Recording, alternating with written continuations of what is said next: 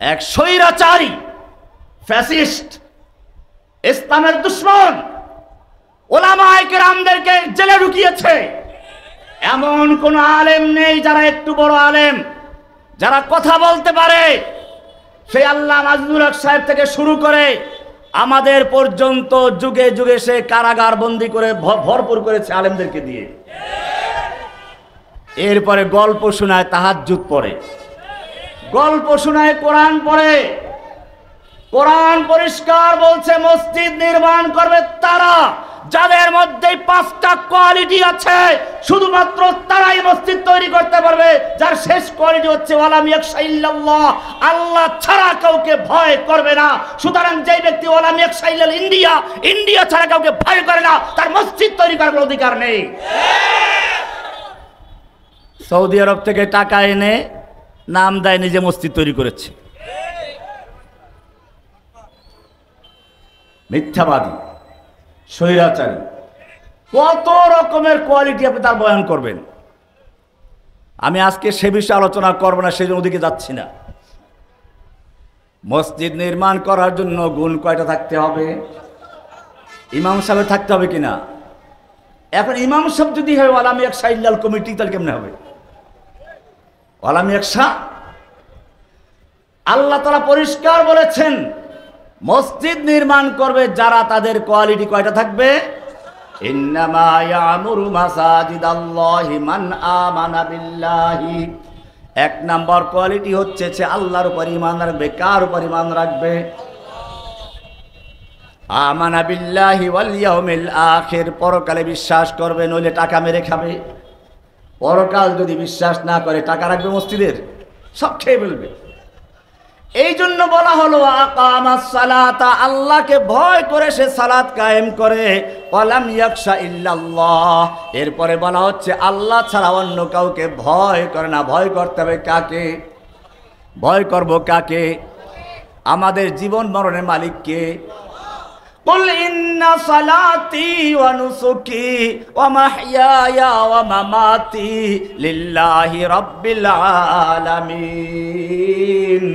আল্লাহ তাআলা বলছেন বলো ইন্না সালাতি ওয়া নুসুকি, আমার সালাত, আমার কুরবানি, আমার জীবন, আমার মৃত্যু, মাহইয়ায়া ওয়া মামাতি, আমার জীবন, আমার মরণ সব কার জন্য? লিল্লাহি রাব্বিল আলামিন, এক আল্লাহর জন্য। সুতরাং ভয় করতে হবে কাকে? মর্দে मोमिन बातिल से हरगिज खौफ खा सकता नहीं, सर कटा सकता है लेकिन सर झुका नहीं, गम नहीं है, डर नहीं है जब खुदा। इब्राहिम अलैहिस्सलाम खानाए काबा निर्माण करे 3টা দোয়া করলেন। 3য় নম্বর দোয়া করলেন রব্বানা ওয়াবআস ফীহিম রাসূলাম মিনহুম ইয়াতলু আলাইহিম আয়াতিক। ও রব্বুল আলামিন, আমি তোমার জন্য মসজিদ তৈরি করেছি, মাদ্রাসা তৈরি করেছি, কিন্তু ইমাম যদি ভালো না হয় তাহলে কেমনে চলবে? তোমার কোরআনকে শোনাবে, তোমার বাণীকে শোনাবে। ওয়াবআস ফীহিম রাসূলান, তুমি একজন রাসূল পাঠাও, ফীহিম আমার সন্তানদের মধ্য থেকে। কাদের মধ্য থেকে? নাকি ফেরেশতা, নাকি জিন? আমাদের রাসূল সাল্লাল্লাহু আলাইহি ওয়াসাল্লাম কি ছিলেন? মানুষ ছিলেন। কি ছিলেন? তবে খেয়াল রাখতে হবে মানুষ মহামানব। কি ছিলেন? মহামানব, অতি মানব না। আবার মুহাম্মাদুন বাশারুন লাকিন লাইসা কাল বাশারি হুয়া ইয়াকুতুন ওয়া নাহনু কাল হাজারি। রাস্তায় পাথর পাওয়া যায়, পাথর ঢালাই রাস্তা আছে না, এই পাথরও পাথর। আর বাইতুল মুকাররমের স্বর্ণের দোকানে পাথর পাওয়া যায়, 2 পাথর কি এক? আল্লাহর রাসূল মানুষ, এটা কোরআনই আছে। ইব্রাহিম দোয়া করলেন রব্বানা ওয়াবআস ফীহিম রাসূলাম মিনহুম, ও রব্বুল আলামিন, তুমি আমার সন্তানদের মধ্যে একজন রাসূল পাঠাও, তাদের মধ্য থেকে। তাদের মধ্য থেকে, কারণ রাসূল যদি মানুষ না হয়ে জিন হয়, জিনে খাবে না, ফেরেশতা হলে সে খাবে না, সে পেশাব পায়খানা করবে না, সন্তান জন্ম দিবে না। এগুলো শিখবে কার থেকে? আমার এমন একজন রাসূল পাঠাও যে রাসূল আমার সন্তানদেরকে পেশাব পায়খানা করা থেকে শুরু করে রাষ্ট্র পরিচালনা পর্যন্ত পাকের ঘর থেকে বঙ্গভবন পর্যন্ত চালানোর সব কিছু শিক্ষা দিতে পারে এমন রাসূল পাঠাও। ওয়াবা'আস ফীহিম রাসূলাম মিনহুম ইয়াতলু আলাইহিম আয়াতিক, যিনি তোমার কিতাবের আয়াত তেলাওয়াত করে করে তোমার কাবাকে, তোমার এই মাদ্রাসাকে, তোমার এই খানায় কাবাকে আবাদ করবেন। ইয়াতলু আলাইহিম আয়াতিক, বোঝা গেল কোরআনের তেলাওয়াতের মধ্যেও সওয়াব আছে, ঠিক কিনা? রাসূল সাল্লাল্লাহু আলাইহি সাল্লামের যে কয়টা বড় দায়িত্ব, তার মধ্যে একটা হচ্ছে কোরআন তেলাওয়াত করা, এটা স্বতন্ত্র দায়িত্ব।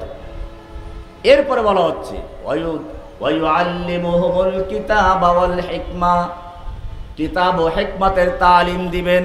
বোঝা গেল তালিম দেওয়ারও প্রয়োজন আছে। এখন একদল বের হয়েছে আহলে কোরআন। কি বের হয়েছে? আহলে কোরআন। এরা কোরআন মানার দাবি করে, হাদিস মানে না। কথা সুন্দর বলে যে কোরআনে সব কিছু আছে, হাদিসের কি প্রয়োজন? কোরআনে সবই আছে, তাহলে রাসূলের প্রয়োজন ছিল কি? ওনাদের বক্তব্য হচ্ছে রাসূল হচ্ছেন পিয়ন। নাউজুবিল্লাহ বলেন, আলিয়াজুবিল্লাহ, আল্লাহ হেফাজত আমাদেরকে। কোরআনে কিছু আয়াত পেশ করে, রব্বার ইয়া আইয়ুহার রাসূল বাল্লিগ মা উনজিলা ইলাইকা মির রাব্বিক, হে রাসূল আপনার রবের পক্ষ থেকে আপনার প্রতি যা নাজিল করা হয়েছে তা তাবলীগ করে দিন, পৌঁছিয়ে দিন। তাহলে রাসূলের দায়িত্ব হচ্ছে পৌঁছিয়ে দেওয়া, যেটা পিয়নের কাজ। সুতরাং তাকে কেন আনুগত্য করবে, এটা হলো ওদের যুক্তি। কিন্তু রাসূল কি খালি পিয়ন? ইব্রাহিম আলাইহিস সালাম সেই জন্য দোয়া করলেন ওয়ায়ুআল্লিমুহুমুল কিতাবা ওয়াল হিকমা, যিনি আমার সন্তানদেরকে কিতাব ও হিকমতের তালিম দিবে, ওয়ায়ুযাক্কিহিম, এবং কোরআনের আয়াত তেলাওয়াত করে করে তাদের অন্তরের থেকে যত রকমের ভ্রান্ত মতবাদ আছে, খাজা বাবা, গাজা বাবা, ল্যাংটা বাবা, যত রকম দরগা দুর্গা আছে, সব কিছুকে উৎখাত করে শুধুমাত্র তোমাকেই বসাবে এমন একজন রাসূল পাঠাও। কে দোয়া করলেন? ইব্রাহিম আলাইহিস সালাম। এবারে মঞ্চ তৈরি করলেন, সর্বশেষ বক্তার জন্য মঞ্চ তৈরি করে দোয়া করলেন। আল্লাহ রাব্বুল আলামিন উত্তর দিচ্ছেন সূরা জুমার 2 নম্বর আয়াত, হুয়াল্লাযী বাআসা ফিল উম্মিয়্যিনা রাসূলাম মিনহুম ইয়াতলু আলাইহিম আয়াতিক। আল্লাহ তাআলা বলছেন তিনি আল্লাহ যিনি তার রাসূলকে প্রেরণ করেছেন, রাসূলাম মিনহুম বাআসা ফিল উম্মিয়্যিন, যিনি উম্মিয়িনদের মধ্যে রাসূল প্রেরণ করেছেন, ইব্রাহিমের সন্তানদের মধ্যে রাসূল প্রেরণ করেছেন। ইব্রাহিমের দোয়া ছিল, যার কাজ হচ্ছে কি ইয়াতলু আলাইহিম আয়াতিক, যিনি আয়াত তেলাওয়াত করে শোনাবেন। এটা মিল আছে। ইব্রাহিমের দোয়া আল্লাহর দেওয়া মধ্যে দুইটা পার্থক্য আছে।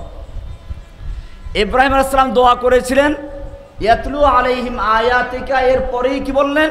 ওয়ায়ুআল্লিমুল কিতাব ওয়াল হিকমা। কিন্তু আল্লাহ তাআলা এটাকে শেষে নিয়ে গেছেন, শুরুতে নিয়ে আসলেন কি?